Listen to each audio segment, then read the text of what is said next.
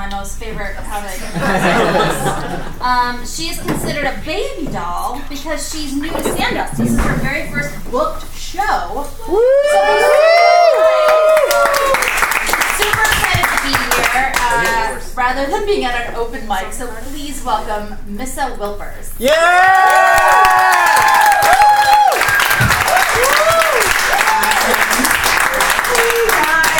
Thank you for being here with me at this monumentous moment in my life. Appreciate it. Really happy to be here. Really honored to be with all these other fantastic female comics. You guys have made me exceptionally more nervous today, so thank you. I was not expecting that I was going to solve a mystery of a fellow comic here tonight. Allison, I had something to tell you. Where is she still? Hi. Okay, so the woman who took the shit on the street, not even joking, that was me. That was me, and I want you guys to understand how I got there. I wanted to tell you this story because that's a good one. This is a thing that I do now, and I'm not proud of it.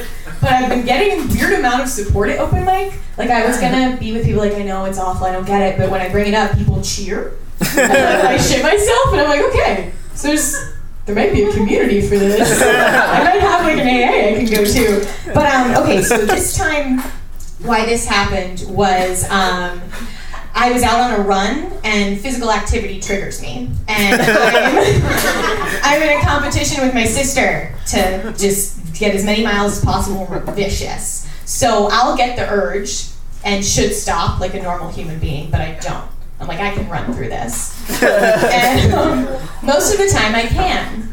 This night, I could not. Have you guys ever seen the movie 127 Hours? Yes. Yeah. Okay, so it was exactly that, but with poop.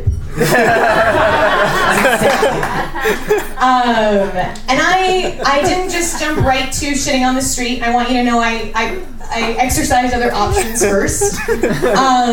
I was like, okay, well, it's obviously like pants, street, and then I was like, knock on someone's house or knock on someone's car window. But I couldn't muster the courage to be like, hey, hi. But this was the position. I was in no way going to be straight. So I was like, it was not going to be like, hello, could I possibly use your bathroom? I'm in dire needs. It was like,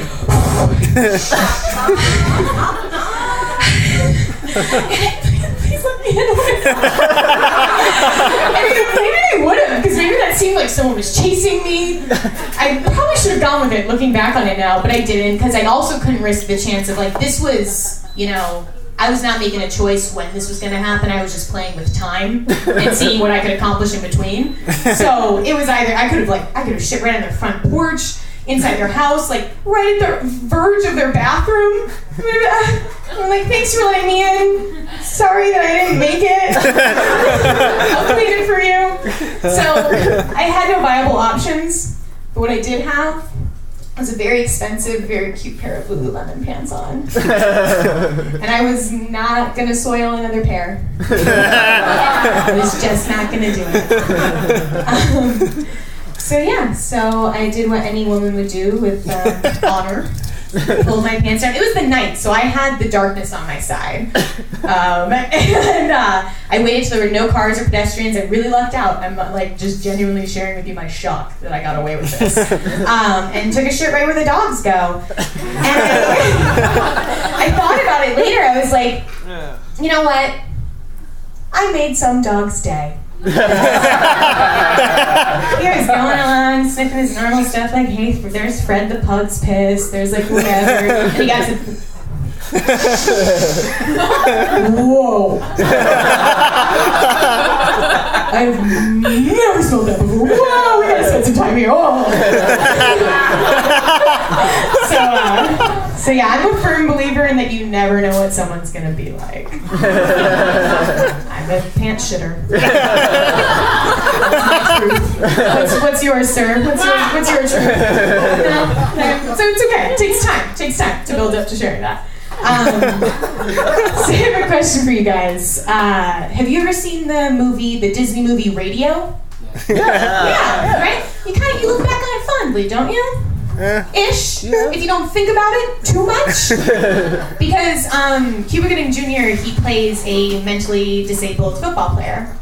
And I say mentally disabled because I'm a millennial, and I care, and we all know we shouldn't say terms like retarded.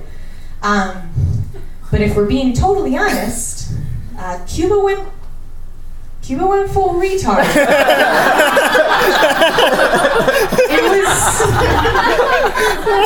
It's really tasteless, guys. It really is. He's wearing buck teeth. They play into all of the stereotypes.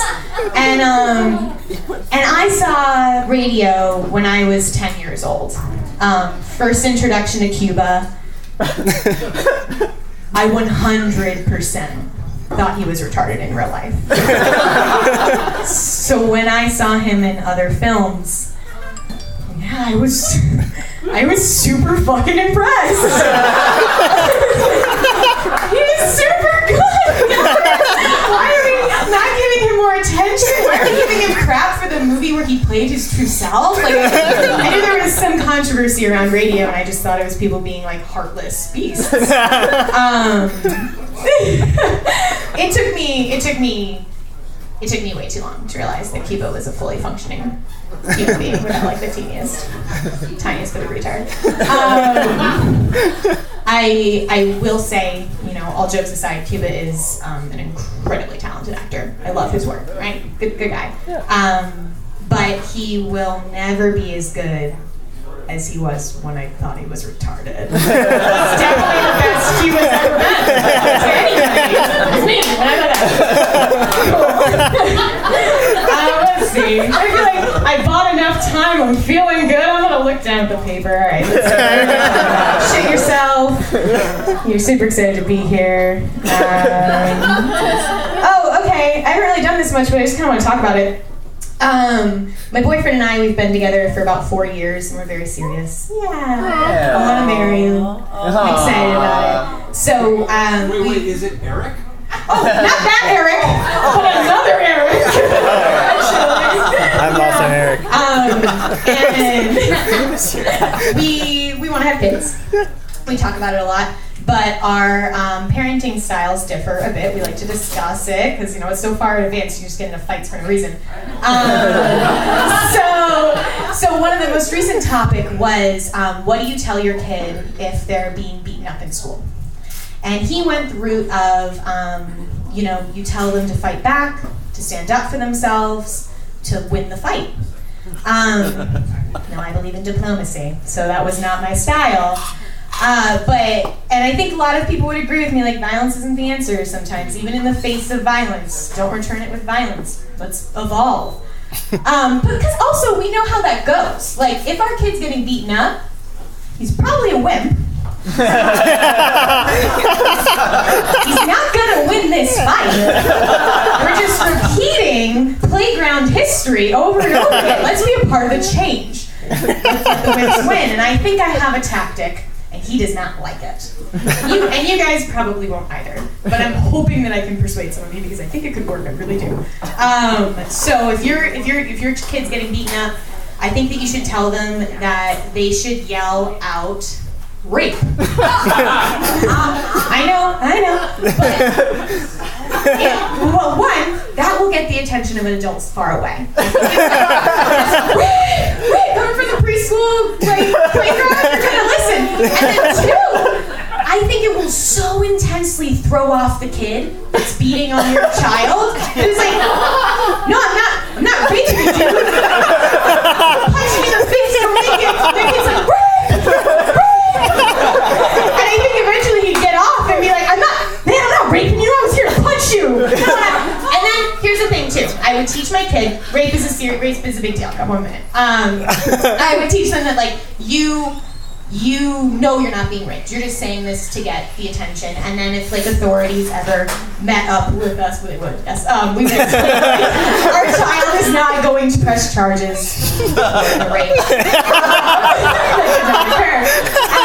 So I'll leave you with one final thing. I'll try and get through it quickly. Another thing I haven't tried, but it's going well, guys. Thank you.